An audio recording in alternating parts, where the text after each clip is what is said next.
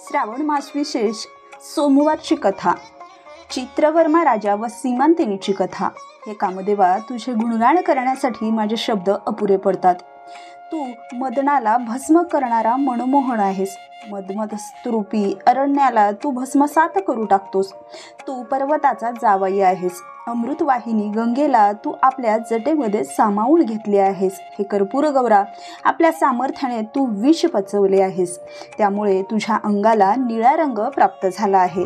हे महेशा, तू दुष्ट आणि बलाढ्य अशा मोठमोठ्या राक्षसांचा संहार करणारा आहेस। तुझ्या कृपेने त्रिविध तापांचा नाश होऊन जातो। तू सर्वांचा प्रिय आहेस। हे शिवशंकरा, तुझ्या गुणाचे वर्णन करायला तूच शक्ती दे।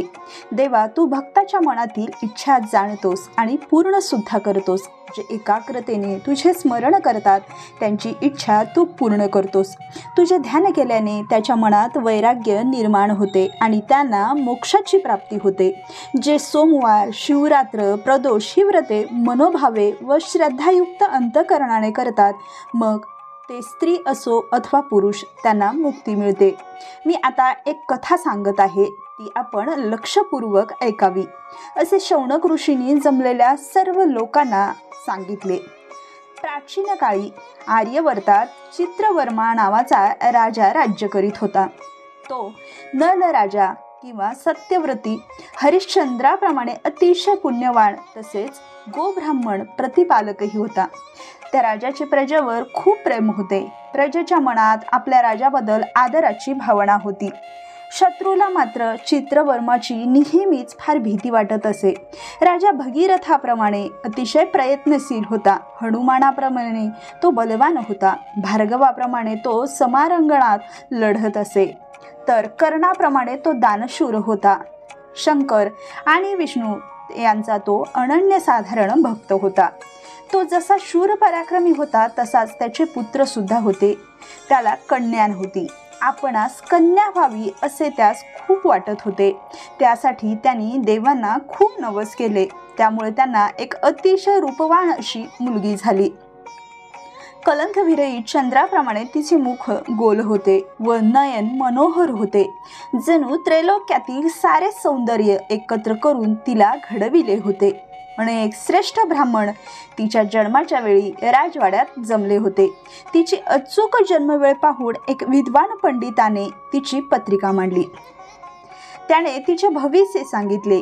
राजन, आपल्या मुलीच्या कुंडलीत पृथ्वीची स्वामिनी होण्याचा सुयोग आहे आणि ती या पृथ्वीवर 10,000 वर्ष राज्य करील। हे भाष्य ऐकून त्या राजाला खूप आनंद झाला। त्याने सर्व ब्राह्मणांना व पंडितांना धनधान्य, अलंकार व उंची वस्त्रे दान करून त्यांना तृप्त केले। अनेक सुवासिनी उंची वस्त्रे, अलंकार घालून राजवाड्यात जमल्या होत्या। अनेक दासदासी नटून थटून वावरत होत्या। आज राजाच्या मुलाचे बारसे होते। फुलांच्या माळांनी सारा राजवाडा सजवला होता। मोठ्या थाटामाटात बारसे झाले। सौंदर्याची सीमा या कन्येपाशी झाली होती। हिच्यापेक्षा रूपवान स्त्री या पृथ्वी तलावरती असूच शकत नाही, म्हणून राजाने तिचे नाव सीमांतिनी असे केले। सर्वत्र आनंदी आनंद होता। चैतन्याने उत्साहाचे वातावरण होते। पण राजाला एक पंडित म्हणाला, महाराज, सीमांतिनीचे सांगितलेले भविष्य खरे आहे, पण वयाच्या 14व्या वर्षी जो वैधव्य योग संभवतो तो आपण प्रयत्नपूर्वक टाळला पाहिजे। पंडिताचे हे भविष्य ऐकून राजा खूपच दुःखी कष्टी झाला। आपणावर आकाशच कोसळले की काय असे त्याला वाटले। काय करावे हे त्याला समजतच नव्हते। राजा धीर करून पंडिताला म्हणाला, पंडित महाशय, यावर आपणास कोणता उपाय सुचतो ते मला कृपा करून सांगा। पंडिताने राजाला धीर दिला व म्हणाला, महाराज, आपण थोडी सुद्धा चिंता करू नका। भगवान शंकराची भक्ती केली की त्याच्या कृपेने निश्चितच सौभाग्य वर्धन होईल। राजाने पंडित ब्राह्मणांना नमस्कार केला। सर्व आमंत्रित पाहुणे मंडळी व ब्राह्मण पंडित आपापल्या घरी निघून गेली। आता सीमांतिनी हळूहळू मोठी होत होती। तिचे सौंदर्य अधिकाधिक खुलत होते। तिने 14 विद्या व 64 कला अतिशय उत्तम रीतीने आत्मसात केल्या होत्या। आता ती उपवरही झाली होती, पण राजाचे मन मात्र चिंतेने ग्रासले होते। काय करावे? आपल्या मुलीचा वैधव्य योग कसा दूर करता येईल व सौभाग्यवर्धन कसे वाढवता येईल, हा एकच विचार पुन्हा पुन्हा राजाच्या मनात येत होता. इकडे तर सीमांतिनीने सौंदर्य चंद्रकलेप्रमाणे वाढत होते. कोकिळेप्रमाणे ती अतिशय सुंदर गायन करीत असे. तिच्या सर्वांगाला मधुर सुवास येत असे. त्यामुळे कस्तुरीच्या शोधार्थ निघालेली हरिणे सीमांतिनीच्या मागे धावत. तिच्या कुरुळ्या केसामध्ये भुंगे तिच्या भोवती गुंजारव करीत. कमळ, हरणे आणि मासे तिचे तेजस्वी डोळे पाहून लज्जित होत असत. तिच्या लांबसडक केसांची काळीभोर वेणी भुजंगाप्रमाणे दिसत होती. बिंबफळाप्रमाणे तिचे लाल सुटूक ओठ होते. त्यामध्ये कुंदकळ्याप्रमाणे दंतपंक्ती होत्या. तिला अतिशय सुडोल बांधा लाभला होता. सर्वत्र प्रभा पडणारी तिची तेजस्वी कांती होती. अशी ही सीमांतिनी राजाचा जीव की प्राण होती. तिच्याबरोबर नेहमी अनेक दासदासी व मैत्रिणी असत. त्यांच्यात गप्पा गोष्टी होत असत. तेव्हा तिला कळले की आपल्याला 14व्या वर्षी वैधव्य प्राप्त होणार आहे. त्यामुळे ती अतिशय खिन्न झाली होती व खूप घाबरलेली होती. यावर आपण काय करावे, यातून कसा मार्ग काढावा याचा विचार करू लागली. तिने याज्ञवल्क्यांची पत्नी मैत्रेयी यांना भेटायचे ठरविले. एके दिवशी सीमांतिनी मैत्रीला भेटायला गेली व म्हणाली, मला 14व्या वर्षी वैधव्य प्राप्त होणार आहे असे पंडितांनी भविष्य वर्तविले आहे. तेव्हा हे मातोश्री, कृपा करून मला या संकटातून वाचवा. माझ्या सौभाग्याचे रक्षण करण्यासाठी मी कोणते अचूक असे व्रत करू ते कृपया करून मला सांगा. मी कोणत्या देवाची पूजा करू, कोणत्या सद्गुरूंना शरण गेले असता मला ते मार्गदर्शन करतील. मी तुम्हाला शरण आले आहे. माझ्या सौभाग्याचे वर्धन करणे हे आता तुमच्याच हातात आहे. कृपया मला मार्ग दाखवा. मैत्रीने मोठ्या प्रेमाने तिच्या पाठीवरून हात फिरवला व तिला धीर देऊन ती म्हणाली, मुली, तू घाबरू नकोस. मी काय सांगते ते शांतपणे ऐक. त्यामध्ये तुझे हित आहे. मी तुला एक 5 अक्षरी मंत्र देते. त्याचे तू सदैव स्मरण कर आणि सोमवारचे व्रत करायला सुरुवात कर. भगवान शंकराची रात्री गंध, अक्षता, फुले, पंचामृत, नैवेद्य वगैरे अर्पण करून षडोपचारे पूजा करावी. हे व्रत करीत असताना तुझ्यावर अनेक मोठमोठी संकटे आली तरी तू धैर्य सोडू नकोस. व्रत चालूच ठेव. ब्राह्मण भोजन घाल. तसेच सवाष्ण ब्राह्मणाचे मेहून सांग. त्यांची मनोभावे पूजा कर. तुझ्यावर दुःखाचे मोठे पर्वत जरी कोसळले तरी या व्रतामध्ये खंड पडू देऊ नकोस. कसलाही कंटाळा न करता सातत्याने व्रत कर. अशा प्रकारे मैत्रीने सीमांतिनीला सोमवारचे व्रत करण्यासाठी सांगितले. त्यावर पूर्ण श्रद्धा ठेवून सीमांतिनी या व्रतास आरंभ केला. इकडे चित्रवर्मा राजाने नलराजाचा नातू आणि इंद्रसेनाचा मुलगा चित्रांगद हा सीमांतिनीसाठी योग्य वर आहे म्हणून त्याच्याशी तिचे लग्न जुळवले. तो नलराजाप्रमाणे अतिशय शूर, पराक्रमी, त्याची सर्वत्र कीर्ती पसरली होती. पृथ्वीवरील सर्वात सुंदर अशा तरुणाशी म्हणजेच चित्रांगदासी सीमांतिनीचा विवाह ठरविला होता. सीमांतिनीने आपले सोमवारचे व्रत अखंडपणे चालू ठेवले होते. भगवान शंकरांनी ती मनोभावे पूजा करीत होती. सवाष्ण ब्राह्मणांना मोठ्या अगत्याने बोलावून त्यांना आनंदाने जेवू घालीत असे. दर सोमवारी रात्रभर न कंटाळा करत जागरण करीत असे. तिने आपल्या नगरीत पूजेसाठी रत्नखचित मंदिर बनवून त्यामध्ये एक सुंदर शिवलिंग स्थापन केले होते. पूजा विधीमध्ये कोणत्याही प्रकारची कमतरता तिला आवडत नसे. शिवाला अभिषेक केला की सर्व पापांचा नाश होतो. त्याला गंध, अक्षता, फुलांच्या माळा वाहिल्या की स्त्रीचे सौभाग्यवर्धन होते. शिवापुढे धूप जाळल्याने अंग सुवासिक बनते. दिवा लावला की वंश वाढतो, आयुष्य लाभते. नैवेद्य दाखविले की लक्ष्मी प्रसन्न होते. विडा ठेवला की 4 पुरुषार्थ मिळाल्यासारखे होते. मनोभावे शुद्ध अंतकरणाने नमस्कार केल्यास आरोग्य लाभते. शिवलिंगाला प्रदक्षिणा घातल्या की मनातील भय नाहीसे होते. जगातील भ्रम, अहंकार नाहीसा होतो. शिवनामाचा सदैव जय जयकार करावा, त्यामुळे महासिद्धी मिळते. होम हवन केले की धनसंपदा वाढते. कीर्तन केले की प्रत्यक्ष शंकरच त्याच्या पुढे उभा राहतो. शिवशंकराचे ध्यान केले की महाज्ञान प्राप्त होते. शिवाचे गुणगान श्रवण केले असता आधिव्याधी नष्ट होऊन जातात. आरोग्य संपन्न जीवन लाभते. शिवापुढे नृत्य केले असता जन्म मरणाचा फेरा उरत नाही. शिवशंकराला अलंकार वाहिले असता सर्वत्र जय होतो. ब्राह्मणांना भोजन दिले असता हवे ते प्राप्त होते. सीमांतिनी अशा प्रकारचे सोमवारचे व्रत ती अगदी मनोभावे करत होती. सदैव ती शिवपूजनात दंग होती. तिन्ही त्रिकाळ तिच्या मनात केवळ शिवाचाच विचार असे. राजा चित्रवर्माने विवाहासाठी मोठा मंडप उभारला होता. तो अनेकविध फुलांच्या माळांनी सुशोभित केला होता. चित्रवर्मा त्या ठिकाणी त्यांनी हंड्या झुंबरे लावल्यामुळे त्याची शोभा आणखीनच वाढली होती. चित्रवर्मा राजाने राजपुत्र चित्रांगदाला मोठ्या सन्मानाने आपल्याकडे आमंत्रित केले. त्याचा मोठा सत्कार केला. सुयोग्य मुहूर्त पाहून आपली कन्या सीमांतिनी व चित्रगत यांचा विवाह संपन्न केला. विवाह सोहळा पाहून सर्वांना समाधान झाले. सतत 4 दिवस हा विवाह सोहळा सुरू होता. राजाने आपल्या जावयास वरदक्षिणा म्हणून सहस्त्र अब्ज सोन्याच्या मोहरा दिल्या. उंची वस्त्रे, मौल्यवान अलंकार, तेजस्वी रत्ने दिली. तसेच अश्वशाळा, गजशाळा, चित्रशाळा आणि नृत्यशाळा सुद्धा जावयाला आनंद म्हणून दिल्या. नगरातील सर्वच लोकांना स्वादिष्ट यथेच्छ जेवण मिळाले. त्यामुळे ते तृप्त झाले.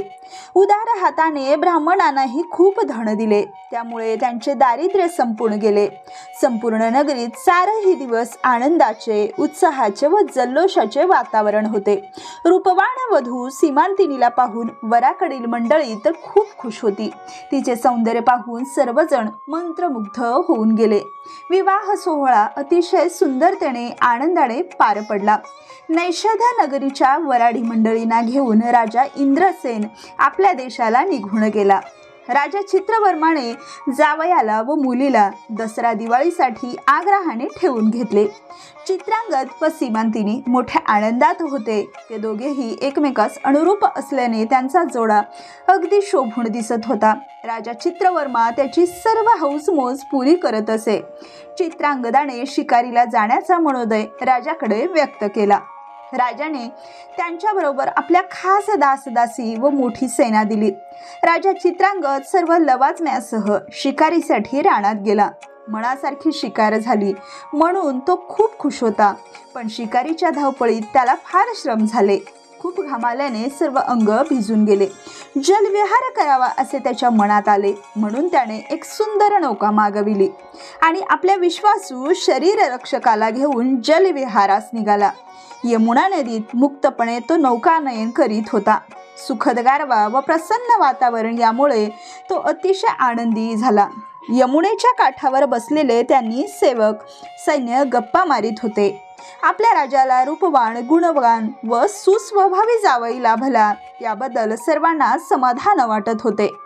पण ते समाधान काही काळच टिकले, कारण दैवगती काही निराळी होती. यमुनेच्या खोल डोहात नौका चालली असताना अचानक सोसाट्याचा वारा सुटला. नौका हेलखावे खाऊ लागली. त्या भयंकर वाऱ्यापुढे नौकेचा काहीच निभाव लागेना. काही वेळातच ती छोटी नौका त्या अथांग पाण्यात बुडाली. हे पाहताच काठावरील लोकांमध्ये एकच गोंधळ उडाला. सारे शोक करू लागले. सैन्यात अनेक शूरवीर योद्धे होते, पण अशा प्रसंगी काय करावे हे त्यांना कळतच नव्हते. ते सारे जण संभ्रमात पडले. ते धावत धावत रडत राजा चित्रवर्माकडे गेले आणि ती घटना सांगितली. राजा चित्रवर्माने हे ऐकले आणि त्याच्यावर जणू आकाशच कोसळले. तो मोठमोठ्याने आक्रोश करत यमुनेच्या काठी आला. सीमांतिनी व राजाही तेथे आला. तेथे सर्वजण शोकसागरात बुडाले होते. एकच आकांत झाला. सीमांतिनीला तर दुःखातिशयाने मूर्छा आली. ती धरणीवर कोसळणार तेवढ्यात तिला राजाने कसे तरी सावरले. सारा आसमंत दुःखाने आणि आक्रोशाने भरून गेला. आता चित्रांगदाचा पिता इंद्रसेनही घाईघाईने आपल्या राणीसह तेथे आला. बेशुद्ध अवस्थेत असलेली आपली सून पाहून दुःखाचा सागर पुन्हा उफळला. चित्रांगदाची आई आक्रोश करू लागली. माझा एकुलता एक बाळ कोठे गेला?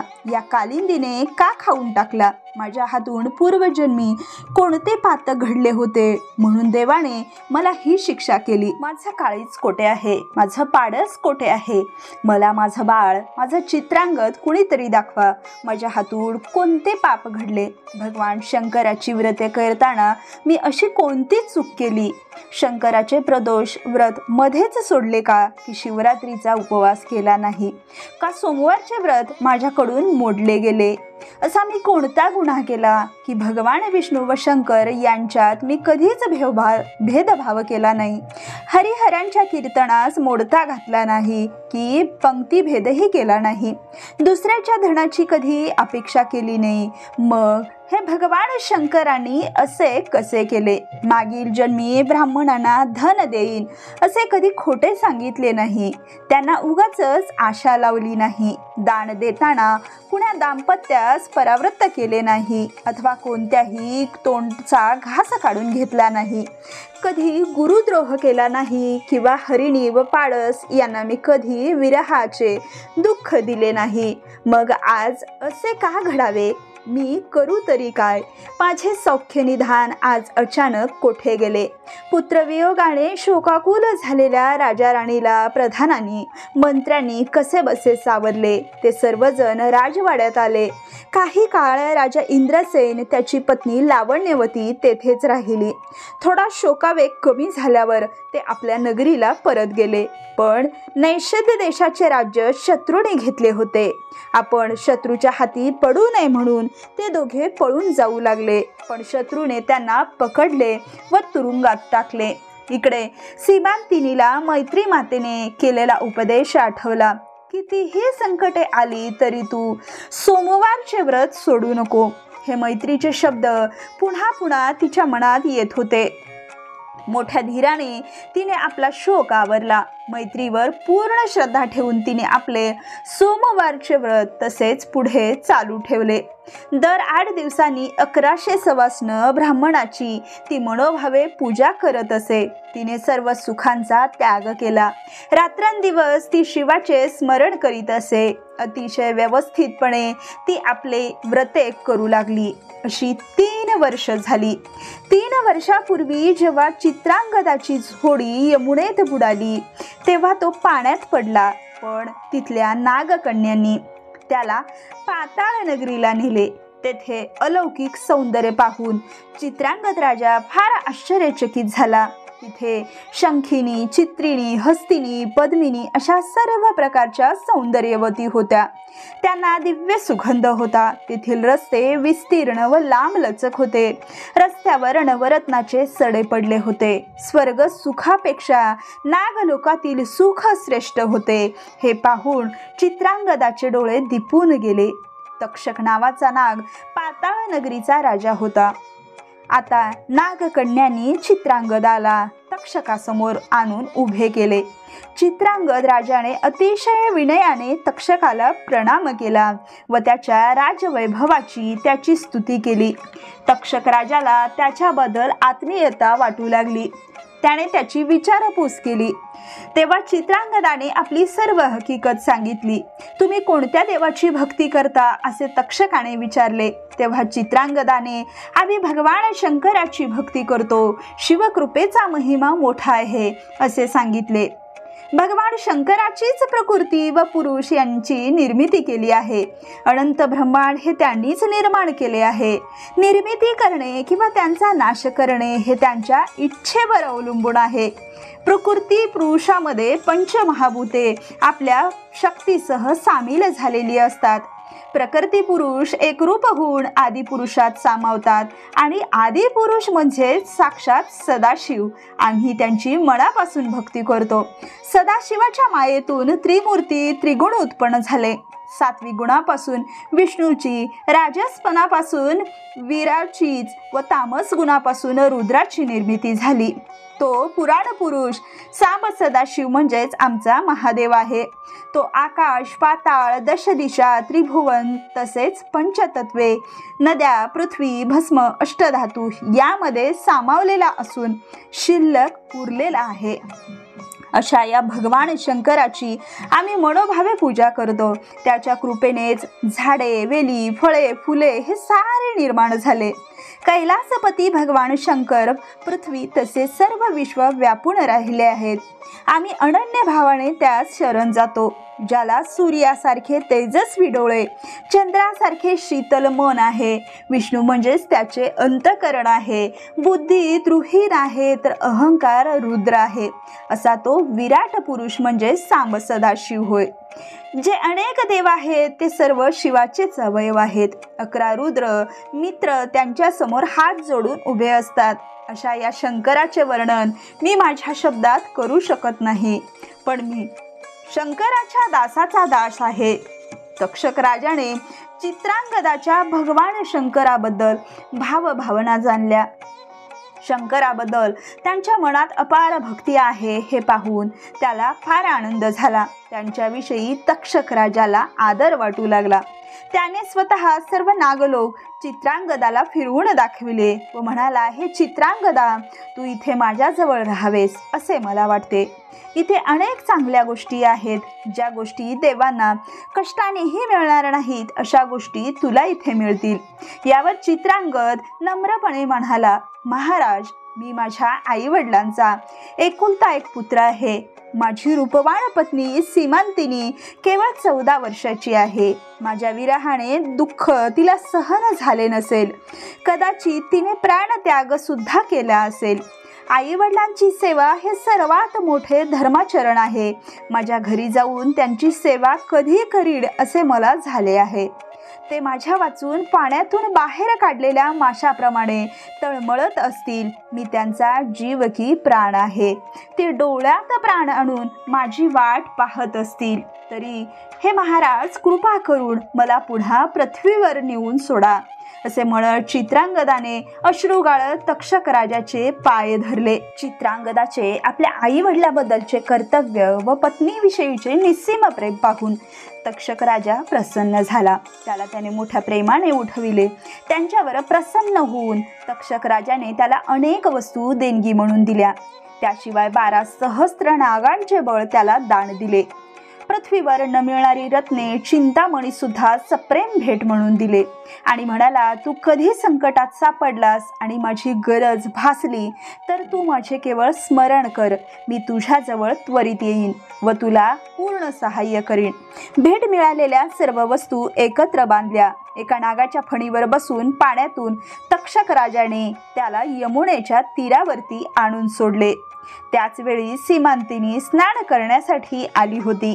दोघांची नजरानजर झाली. सीमांतिनी चित्रांगदाकडे टक लावून पाहत होती, पण त्याने आपली ओळख दाखविली नाही. चित्रांगद राजा आता तक्षक राजाची कृपा झाल्याने पूर्वीपेक्षा फारच तेजपुंज दिसत होता. मस्तकावरच्या मोत्यांच्या माळा तेजाने चमकत होत्या.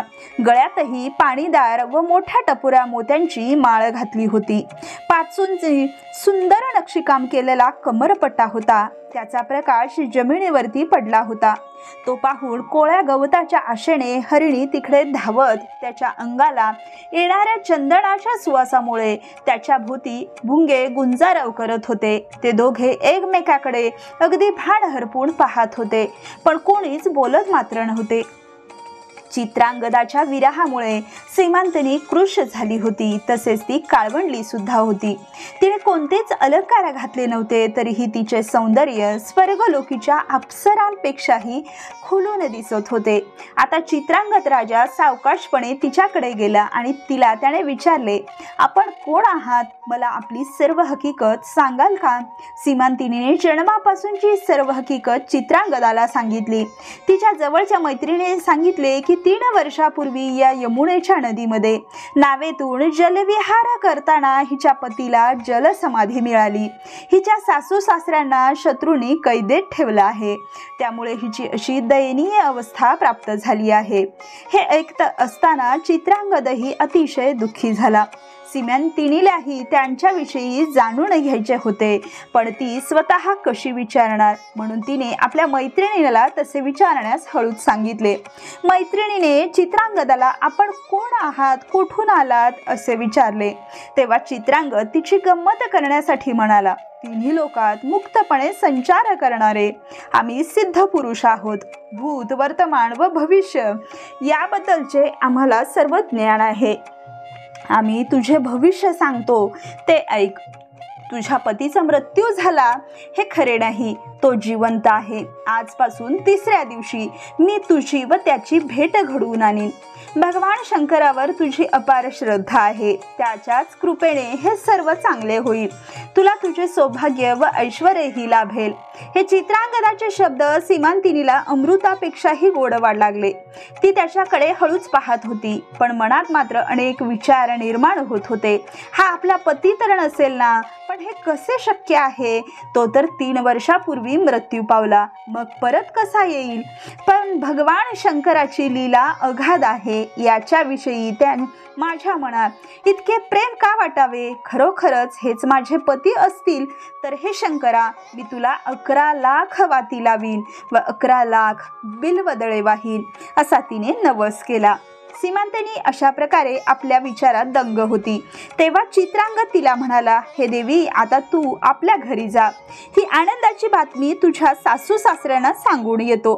सीमंतिनीला हाच आपला पती असावा असे सारखे वाटत होते. ती मनोमन आनंदी होती. तिच्या मैत्रिणीही तिला तोच तिचा पती असावा असे पुन्हा पुन्हा विश्वासाने सांगत होत्या. इकडे चित्रांगद क्षणातच नैषध नगरीच्या जवळ गेला.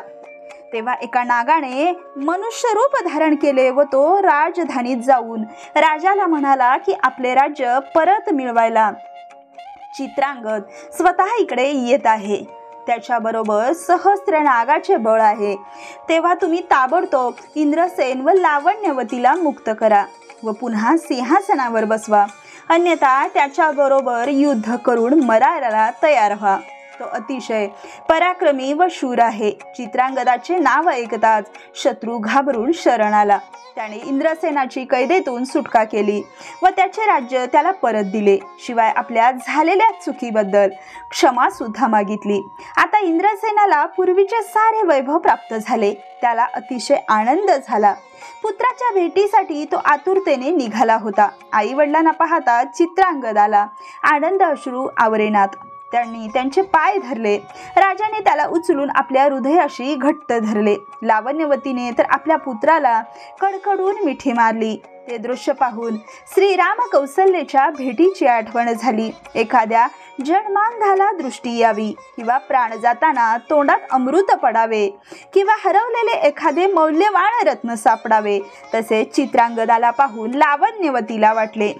चित्रांगदाला भेटण्यासाठी अनेक राज्ये मौल्यवान व उत्तमोत्तम नजराने घेऊन येत होते.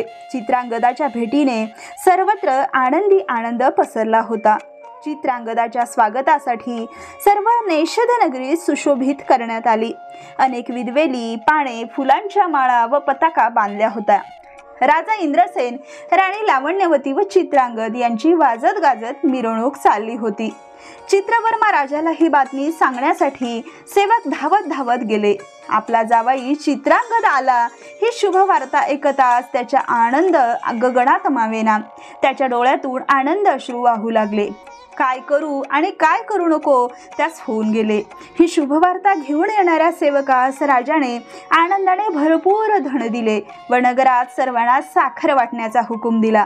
सनई चौघडा अशी मंगलवाद्य वाजू लागली. राजाने सर्वांस हवे तेवढे धन दिले.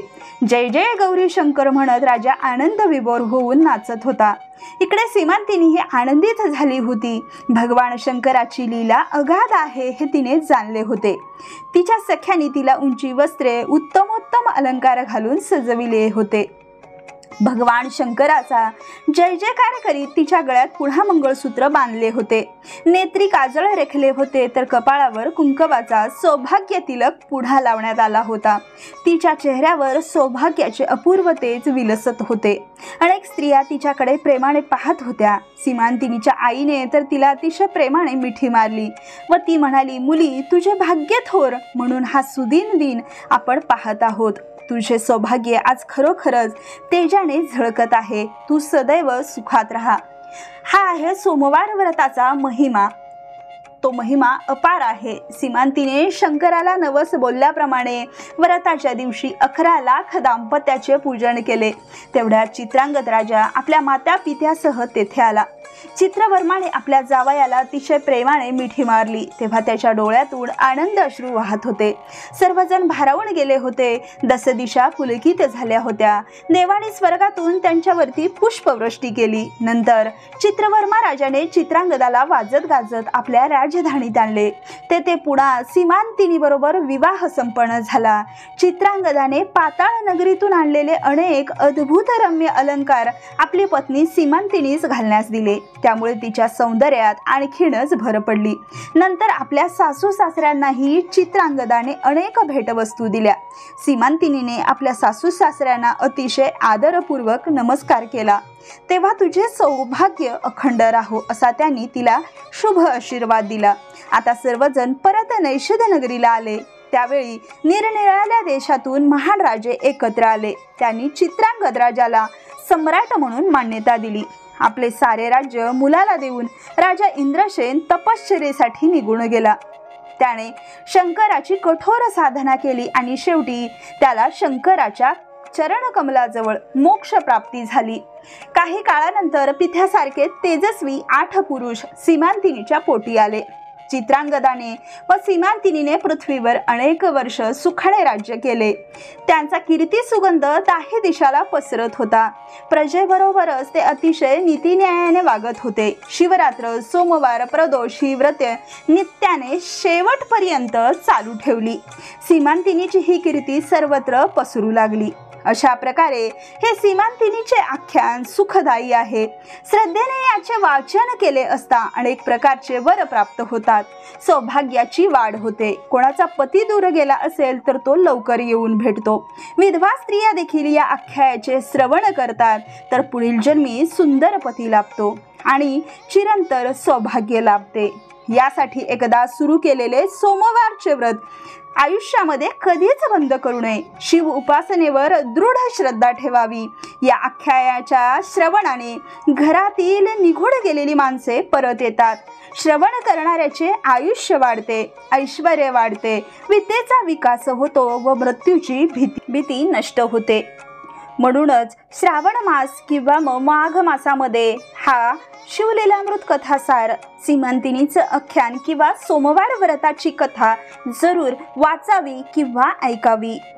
ही संपूर्ण 5 उत्तराची कहाणी 7 उत्तरी सफूळ व संपूर्ण हो।